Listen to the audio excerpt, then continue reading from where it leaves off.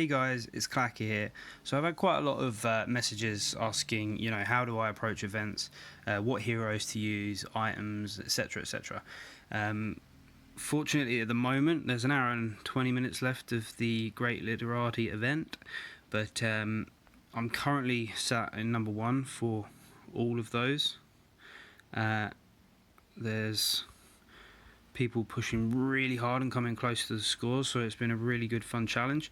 This is the second of two videos. So the first video just goes over item usage, which items do I use and how do I farm and prepare for the event. So please, I'll put a link to that video. Check that out first before watching this video, because that will help prepare you for when the event actually comes.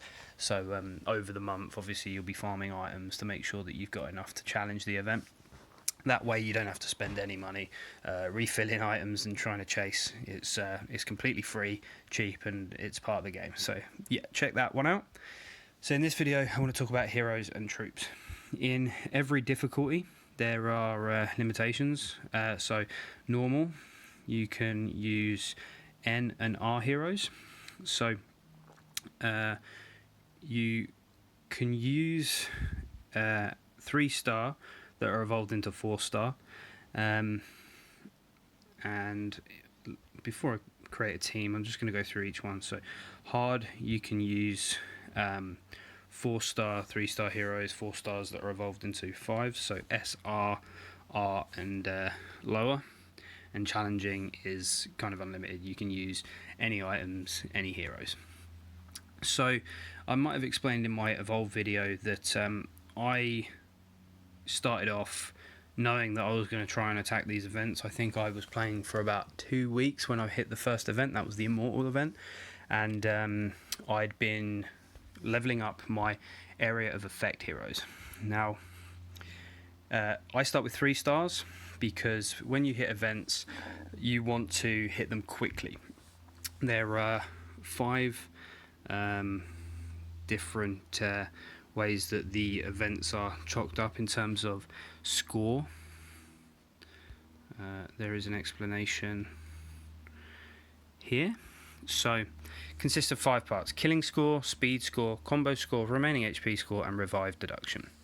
Now when you're trying to do events, you don't want anyone to die. Revive deduction should not be encountered because that's a minus on your score. Remaining HP basically means you want to hit the event without being hit, or as few times as possible. That gives you the highest score for that part of the event. Combo score is kind of a grey area. It says the more combos you have, the higher the score.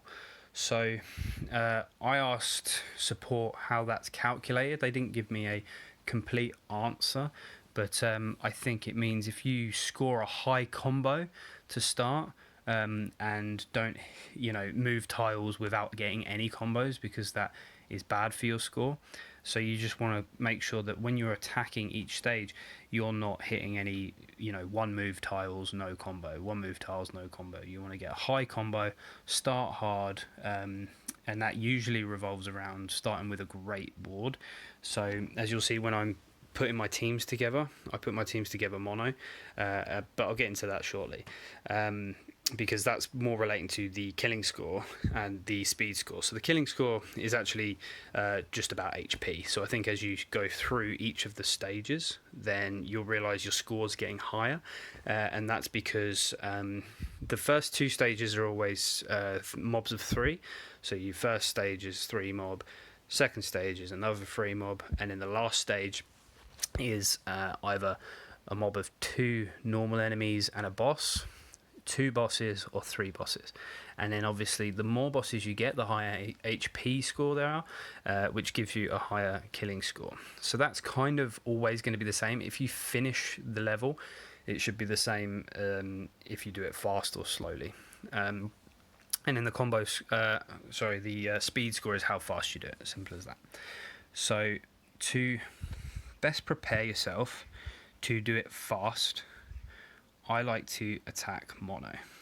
So each level has its own color mobs, and they're usually roughly the same. They do change, but it's usually the same 1 or 2 colors. So in this current Literati event, it's Reflect Purple. So you don't want to be taking any purple heroes because they'll just kill themselves. You can't make any damage or give status effects, so there's no point in taking them.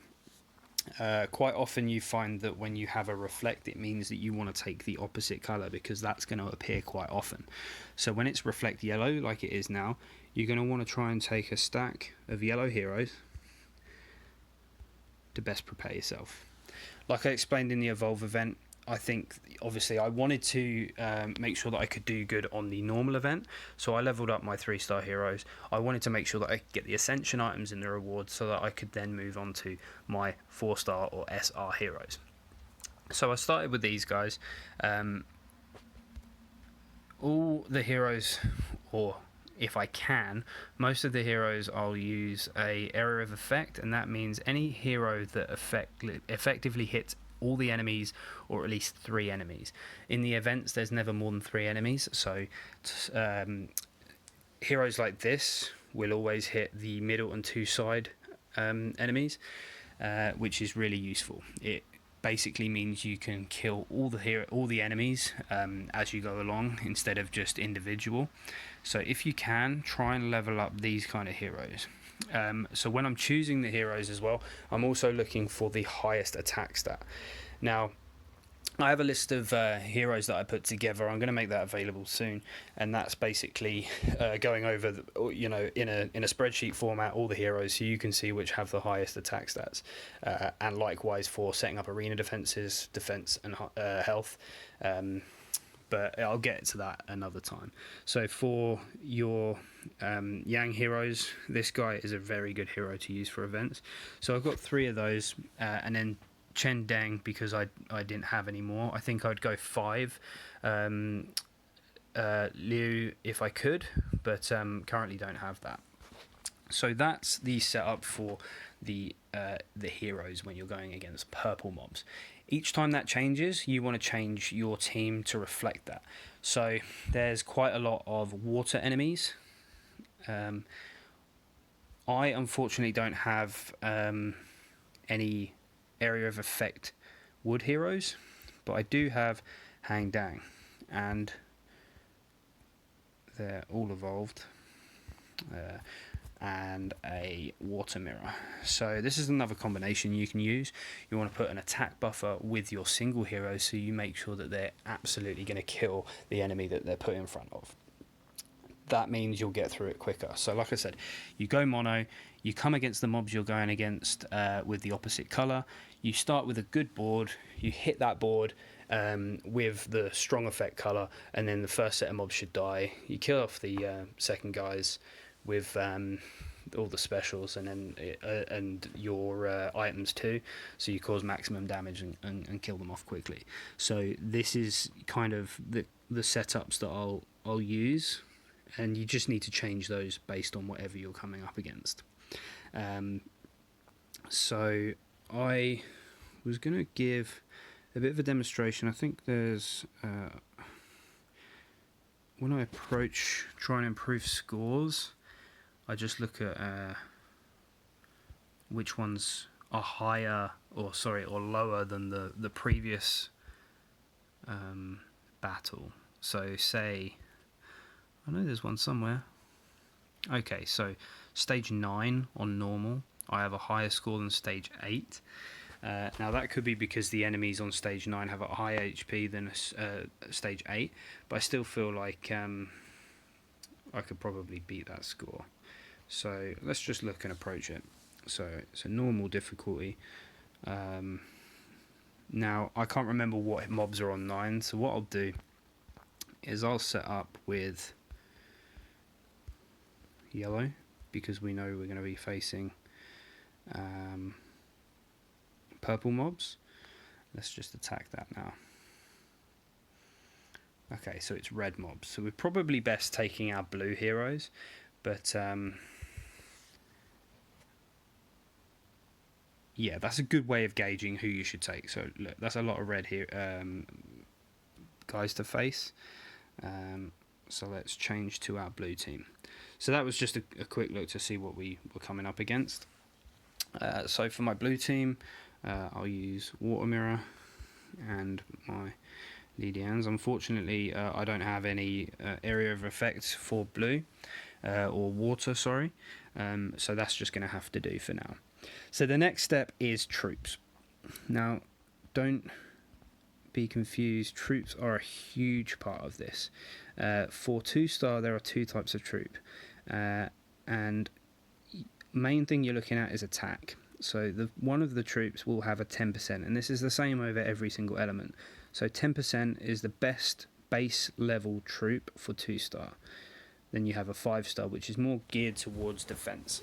So we don't care about those. What you want to do is you want to lock in 5 of those 2-stars. I have locked them in somewhere, but fortunately I've got some spare ones laying around. So we want to use all these 10% heroes to boost our attack percentage. So now, instead of 5% over all of them, that's a 5% increase over 5, so that's 25%. We've now got 10%, which is 50%. That's twice as powerful as a team with the wrong troops. So that's hugely important. So now we've got our team sorted and our troops set up, our items all there. I've run out of items because this is the end of the session, so this is just obviously an informational video. I can't go through the process of trying to attack a stage because I've run out of items at the end of the event stage. But essentially now you're just going to want to jump on, try and get a good starting board with a good combo. Keep on fighting. So, not such a great level. Not such a great starting board. So with that, I'll probably just flee. I'm not going to get a good score, and then I'll go again. Also, where we had the red mobs before the purple ones appeared. So that's going to kind of all come down to luck. You're going to want to basically play your advantages. Now, I know that purple and red are available. I'll probably change back to my yellows because they have area of effect heroes, and I think it's easier to go through than solely having one-hit heroes, which are known as snipers. So again, I'll go on to my troops, make sure that I'm picking the right ones.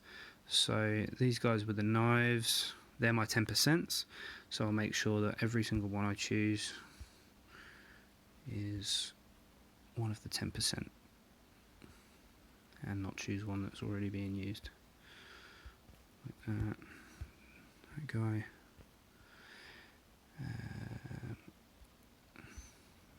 Do I even have 5 of those? There we go. Okay, so run it again. Great. A purple hero, a purple mob, and red as well. I didn't get anything there, so you almost know it's a dud run. You can go through, finish the level, get some experience, get some rewards for fighting them, but if you're really looking to just push your score towards the end, especially last hour or so left, you want to get those combos. A nice 4 combo, brilliant. Let's go again. I can connect these yellows, should be strong enough to kill them in the early section, and then we're looking to try and finish off as quickly as possible, continuing to get good combos. So now in stages like this, you've managed to kill off all the guys using the specials from below. And if I had, some items, I'd probably use those now to finish them off. But for the interest of this video, I'm just going to skip because I probably won't even beat those now.